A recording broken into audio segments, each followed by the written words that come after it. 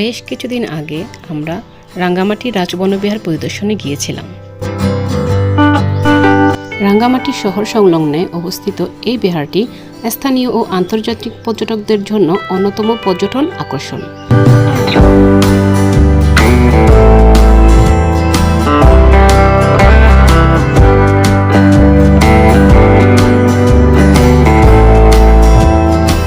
বিহারের চারপাশের পরিবেশ এতই মনোরম ও মনোমুগ্ধকর যে যা দেখে যে কারোরই চোখ জুড়িয়ে যাবে।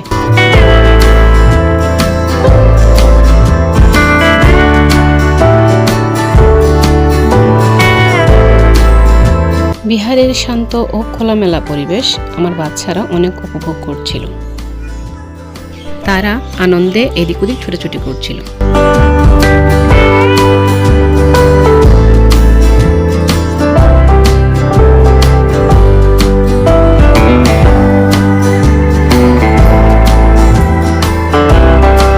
অনেকদিন পর ঘুরতে বের হয়ে আমাদেরও অনেক ভালো লাগছিল।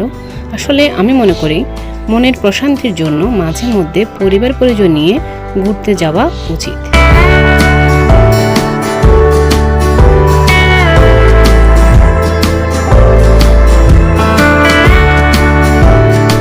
বিহারে বিভিন্ন স্থানের আধুনিক স্থাপত্য, নকশার কারুকার্য শিশুসহ যে কারোরই তা ভালো লাগবে।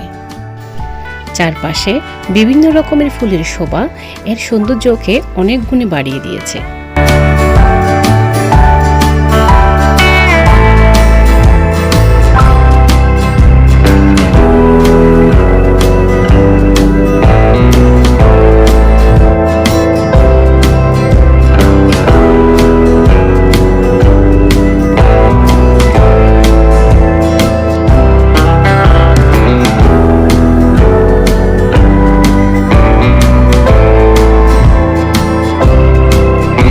বাচ্চারা ছোটাছুটি করাতে ওরা ক্লান্ত হয়ে পড়ে, তাই একটু অবসর নিয়ে আমরা পরিদর্শন পুনরায় শুরু করি।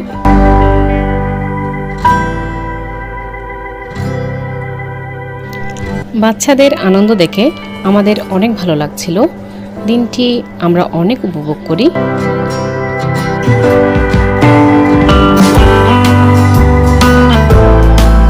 অশান্ত মনকে শান্ত করার জন্য এটি উপযুক্ত স্থান বলে আমি মনে করি।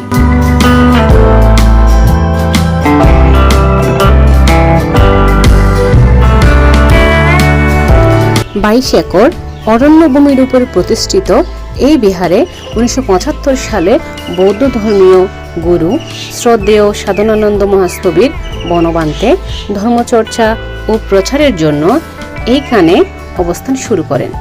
রাজবনবিহারটি কাপ্তাই হ্রদ আর সবুজ বনানীর ছায়ায় অবস্থিত হওয়ায় শুধু বৌদ্ধ ধর্মাবলম্বীদের জন্য নয়, বরং পার্বত্য অঞ্চল সহ সকল প্রকৃতি প্রেমী, সৌন্দর্য ঘনিষ্ঠ ও জ্ঞান সাধক মানুষের কাছে অন্যতম একটি প্রিয় স্থান।